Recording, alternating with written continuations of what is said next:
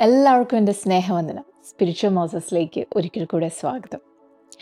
1 കൊരിന്ത്യർ 9-ാം അധ്യായത്തിൻ്റെ 24-ാം വാക്യത്തിൽ നമ്മളിങ്ങനെയാണ് വായിക്കുന്നത്: ഓട്ടക്കളത്തിൽ ഓടുന്നവർ എല്ലാവരും ഓടുന്നു, എങ്കിലും ഒരുവനെ വിരുദ് പ്രാപിക്കുന്നുള്ളൂ എന്ന് അറിയുന്നില്ലയോ? ഇത് പൗലോസ് ഈ ഒരു വാക്യത്തിൽ നമ്മുടെ ഈ ജീവിതത്തെ ഒരു ഓട്ടമത്സരവുമായിട്ട് കമ്പയർ ചെയ്യുക.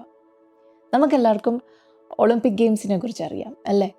നമ്മളിൽ പലരും ആണെങ്കിൽ ഇപ്പോൾ ഈ വരാൻ പോകുന്ന വിൻ്റർ ഒളിമ്പിക്സിനെ കാത്തിരിക്കുന്നവർ ഒത്തിരി പേരുണ്ട്. അപ്പോൾ ഈ നമ്മളുടെ ക്രിസ്തീയ ജീവിതം, ഈ ദൈവവചനത്തിൽ പൗലോസും പല പ്രാവശ്യവും നമ്മൾ ദൈവവചനം വായിക്കുമ്പോൾ നമുക്കൊരു ഓട്ട മത്സരം പോലെയാണെന്ന് പൗലോസ് പറയുന്നു. അന്നത്തെ കാലത്ത്, പൗലോസിൻ്റെയൊക്കെ കാലത്ത്, അവർക്കവിടെ ഒരു ഏൻഷ്യൻറ്റ് ഗ്രീക്ക് ഓട്ടമത്സരങ്ങളുണ്ടായിരുന്നു. പണ്ടത്തെ കാലത്തെ അത് നമ്മുടെ ഇന്നത്തെ ഒളിമ്പിക് ഗെയിംസ് പോലെ തന്നെ ഏകദേശം അതുപോലെ തന്നെ അതിനന്ന് അവർ വിളിച്ചുകൊണ്ടിരുന്ന ഇസ്മിയൻ ഗെയിംസ് എന്നാണ്. അതിനെ കമ്പയർ ചെയ്താണ് പൗലോസ്, കാരണം അന്നത്തെ ആൾക്കാർക്ക് അതിനെക്കുറിച്ച് അറിയാം, അവരതൊക്കെ കാണുന്നവരായിരുന്നു. അപ്പോൾ അതിനെ കമ്പയർ ചെയ്ത് പൗലോസ് പറയാണ്,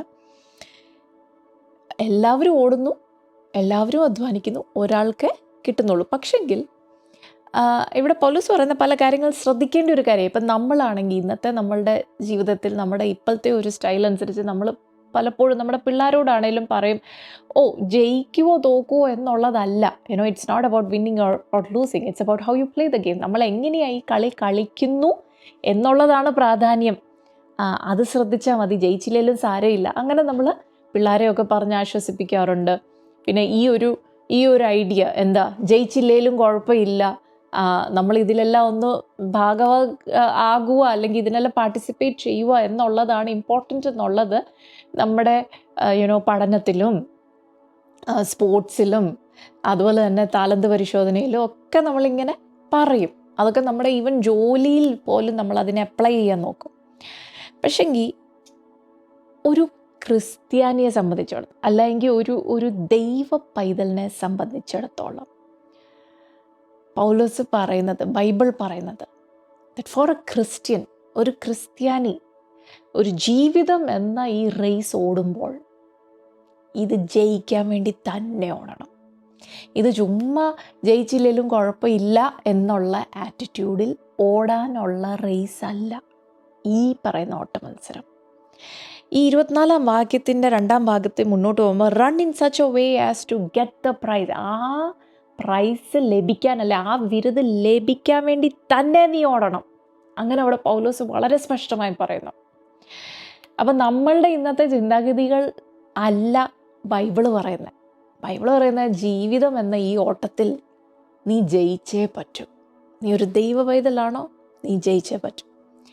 ഇതിൻ്റെ ഈ 25-ാം വാക്യം നമ്മൾ വായിക്കുമ്പോൾ അവിടെ പൗലോസ് ഒരു പ്രത്യേക ഒരു കീ പറയുന്നുണ്ട്. ജയിക്കുന്നതിൻ്റെ പിന്നിലുള്ള ഒരു പ്രത്യേക ഒരു കീ, ഒരു സീക്രട്ട് അവിടെ പൗലോസ് പറയാണ്.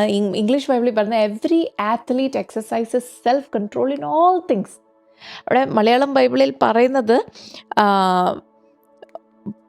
പൊരുതുന്നവർ ഒക്കെയും സകലത്തിലും വർജനം ആചരിക്കുന്നു. സകലത്തിലും വർജനം, അതായത് സകല കാര്യത്തിലും സെൽഫ് കൺട്രോൾ പ്രാക്ടീസ് ചെയ്യുന്നതെന്നാണ് ഇംഗ്ലീഷ് ബൈബിളിൽ പറയുന്നത്. ഇപ്പോൾ കുറച്ച് നാളുകൾക്ക് മുമ്പ് ഞങ്ങളുടെ ചർച്ചിലെ യൂത്ത് എല്ലാവരും കൂടി ഒരു ചെറിയൊരു പ്രോഗ്രാം നടത്തിയപ്പോൾ അവരൊരു സർവേ നടത്തിയപ്പോൾ മുതിർന്നവരോടാണ് അവർ ചോദ്യങ്ങളെല്ലാം ചോദിച്ചത്.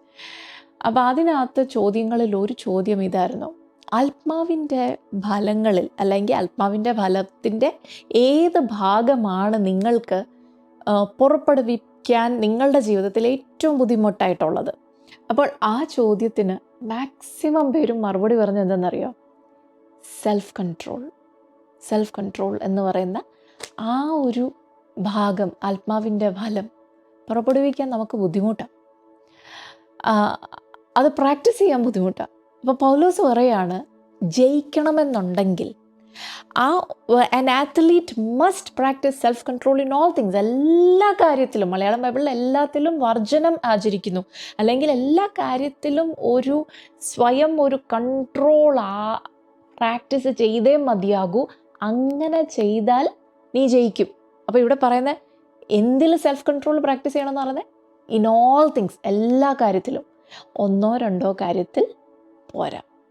അപ്പോൾ അങ്ങനെ പറയുമ്പോൾ ഈ ക്രിസ്തീയ ജീവിതം എന്ന ഈ ഓട്ടമത്സരത്തിൽ നമ്മുടെ ജീവിതത്തിൻ്റെ എല്ലാ ഏരിയാസിലും സെൽഫ് കൺട്രോൾ പ്രാക്ടീസ് ചെയ്തേ മതിയാകും. അപ്പോൾ എല്ലാ ഏരിയാസ് എന്നും പറയുമ്പോൾ നമ്മളെ വിജയകരമായ ഒരു ക്രിസ്തീയ ജീവിതം ജീവിക്കാതെ തടസ്സമായി നിൽക്കുന്നത് എന്തൊക്കെയാണോ അതെല്ലാം. അപ്പോൾ അത് ചിലരെ സംബന്ധിച്ചിടത്തോളം അതൊരു ഭക്ഷണമാകാം. നമ്മൾക്ക് ഭക്ഷണം എന്ന് പറയുന്നത് വലിയ കുഴപ്പമൊന്നും ഇല്ലല്ലോ എന്ന് നമ്മൾ ഓർക്കും, ഇല്ലേ?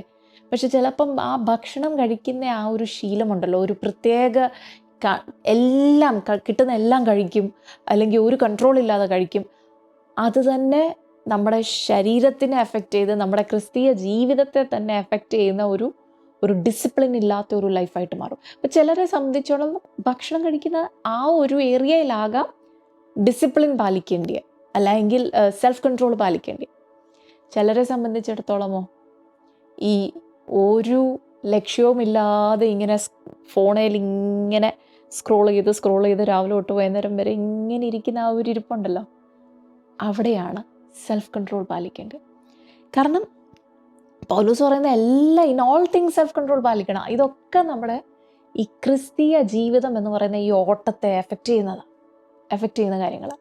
അതുപോലെ തന്നെ ചിലരെ സംബന്ധിച്ചിടത്തോളം സോഷ്യൽ മീഡിയ, ഈ ഫേസ്ബുക്കും പിന്നെ അതുപോലെ ഇൻസ്റ്റാഗ്രാമും, ആർക്കൊക്കെ എന്തൊക്കെ സോഷ്യൽ മീഡിയ ഉണ്ടോ അതെല്ലാം. കാരണം എത്ര മണിക്കൂറുകളാണ് അതിനകത്ത് പോകുന്നത്. അപ്പോൾ അതായിരിക്കും ചിലരെ സംബന്ധിച്ചിടത്തോളം സെൽഫ് കൺട്രോൾ പാലിക്കേണ്ട ഏരിയാസ്. ചിലരെ സംബന്ധിച്ചിടത്തോളമോ ചില വീഡിയോ ഗെയിം കളി, ചില ശീലങ്ങളുണ്ടല്ലോ, വീഡിയോ ഗെയിം കളി, അല്ലെ ചില സീരിയൽ കാണുന്ന ശീലങ്ങൾ. ഇങ്ങനെ നമ്മളെ തന്നെ എക്സാമിൻ ചെയ്ത് നമ്മൾ വേറെ ഒരാളെ നോക്കണ്ട. അപ്പം എൻ്റെ ജീവിതത്തിൽ ഏത് ഭാഗമാണ് എൻ്റെ ക്രിസ്തീയ ജീവിതം എന്ന് പറയുന്ന ഈ ഓട്ട മത്സരത്തിൽ നേരെ ഡിസിപ്ലിനോടുകൂടി ദൈവം ആഗ്രഹിക്കുന്ന രീതിയിൽ ഓടുന്നതിന് തടസ്സമായി നിൽക്കുന്നത് എന്താണെന്ന് ഞാൻ എന്നെ തന്നെ നോക്കുക. ആ കാര്യത്തിൽ ഞാൻ എന്ത് ചെയ്യണം? പൗലോസ് പറയാ, സെൽഫ് കൺട്രോൾ പാലിക്കണം. നമ്മളെ തന്നെ ഒന്ന് നോക്കുക. നമ്മുടെ സമയത്തെ, നമ്മുടെ ജീവിതത്തെ പുറകോട്ട് വലിക്കുന്ന ഏത് കാര്യമാണ് നമ്മുടെ ജീവിതത്തിലുള്ളത്? കാരണം അത് ഓരോരുത്തർക്കും ഡിഫറെൻ്റാണ്. അത് എല്ലാവരുടെയും ഒരുപോലെയല്ല. അത് തന്നെയാണ് പൗലോസ് പറയുന്നത്. ഈ ആത്ലീറ്റ്സ്, ഇപ്പോൾ ഈ ഓട്ടമത്സരത്തിൽ ഓടുന്ന ഓരോരുത്തരുടെയും രീതികൾ വേറെ, ഓരോരുത്തരുടെയും ശരീരം വേറെ, ഓരോരുത്തരുടെ സ്പീഡ് വേറെയാണ്, അല്ലെങ്കിൽ ഓരോരുത്തരും ഓരോരുത്തരുടെയും സ്കിൽസ് വേറെയാണ്. അപ്പോൾ ഓരോ ആത്ലീറ്റും, ഓരോ ഓടുന്ന ആളും അല്ലെങ്കിൽ ഒരു ഗെയിമിനകത്ത് കളിക്കുന്ന ആളും അവർ ട്രെയിൻ ചെയ്യുമ്പോൾ എങ്ങനെയാണെന്നറിയോ? അവർ സെൽഫ് കൺട്രോൾ പാലിക്കുന്നു എന്ന് പൗലോസ് പറയുമ്പോൾ തന്നെ അവർ ഓരോ ഏരിയാസിൽ, അവരെ എഫക്റ്റ് ചെയ്യുന്ന ഏരിയയിൽ അവർ ഇമ്പ്രൂവ് ചെയ്യാനുള്ള ഡിസിപ്ലിൻ അവർ ചെയ്യുന്നുണ്ട്.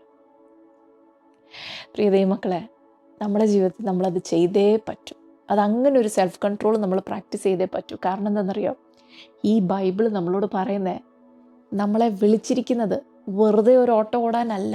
എങ്ങനെയും ഓടി, പലരും പറയോ എങ്ങനെയും ഓടി അങ്ങ് തീർത്താൽ മതി, എങ്ങനെയും അവിടെ അങ്ങ് എത്തിച്ചേരണം, എങ്ങനെയും ഓടി തീർക്കാനല്ല ദൈവം നമ്മളെ വിളിച്ചത്. നമ്മൾ ഓരോരുത്തരെയും ഈ ഓട്ടം ഓടി ജയിക്കാൻ തന്നെയാണ് വിളിച്ചത്. ഈ ദൈവവചനം പറയാണ്, run in such a way as to get the prize. എങ്ങനെ ഓടണം? ജയിക്കാൻ വേണ്ടി ഓടണം. ചുമ്മാ ഓടിയിട്ട് കാര്യമില്ല, അതിനെക്കാട്ടി നല്ല ഓടാതെ അവിടെ സൈഡിൽ മാറിയിരുന്നാൽ മതി. അപ്പോൾ നമ്മൾ എപ്പോഴും നമ്മുടെ ഇപ്പോഴത്തെ ശൈലിയിൽ പറയുന്ന ഒരു കാര്യമുണ്ട്, it is not about winning, it's about participation. ജയിക്കുന്നതല്ല പ്രാധാന്യം, പാർട്ടിസിപ്പേറ്റ് ചെയ്യുന്ന പ്രാധാന്യം എന്ന് പറയുന്ന നമ്മളുടെ ഈ ശീലം ഉണ്ടല്ലോ, അത് പല കോമ്പറ്റീഷന്, താലന്ത് പരിശോധനയ്ക്കും പിന്നെ അതുപോലെ പിള്ളേരുടെ സ്പോർട്സിനും അതിനൊക്കെ ആപ്ലിക്കബിളാണ്. പക്ഷെ നമ്മുടെ ക്രിസ്തീയ ജീവിതത്തിന് അത് ആപ്ലിക്കബിൾ അല്ല. ക്രിസ്തീയ ജീവിതത്തിൽ ഒരിക്കലും നമുക്കത് പറയാൻ പറ്റത്തില്ല. നമ്മൾ ഓരോരുത്തരെയും ജയിക്കാൻ വേണ്ടിയാണ് ദൈവം വിളിച്ചത്. അതുകൊണ്ട് നമ്മളെ ദൈവം ഏത് ഉദ്ദേശത്തോടു കൂടി സൃഷ്ടിച്ചോ ആ ഉദ്ദേശം നമ്മുടെ ജീവിതത്തിൽ നിറവേറണം എന്നുള്ള ആ ഒരു ബോധ്യത്തോടുകൂടി, ആ ഒരു ലക്ഷ്യത്തോടുകൂടി, അല്ലെ കുറച്ചുകൂടെ പറഞ്ഞാൽ ആ ഒരു വാശിയോടുകൂടി, എന്നെ ദൈവം എന്തിന് സൃഷ്ടിച്ചോ, എന്തിന് ദൈവം എന്നെ ഈ ഭൂമിയിലാക്കിയോ അത് ഞാൻ എൻ്റെ ജീവിതത്തിൽ നിറവേറ്റിയേ മതിയാകൂ എന്നുള്ള ആ ഒരു വാശി ഓരോ ദൈവ പൈതലിനും ഉണ്ടാവണം. അങ്ങനെ വരുമ്പോൾ എന്താവുമെന്നറിയോ, നമ്മൾ ഈ ഓട്ടം, ഈ ഓട്ട മത്സരം, ജീവിതം എന്ന് പറയുന്ന ഈ ഓട്ട മത്സരം ഇൻറ്റൻഷനലി ആ ഒരു എനിക്ക് ആ പ്രൈസ് വേണം എന്നുള്ള ആ പ്രൈസിനെ ലക്ഷ്യം വെച്ച് തന്നെ നമ്മൾ ഓടും. അങ്ങനെ ഓടാനുള്ള കൃപ ദൈവം തരും. ദൈവം അതിനായിട്ട് എല്ലാവരെയും അനുഗ്രഹിക്കട്ടെ. God bless you.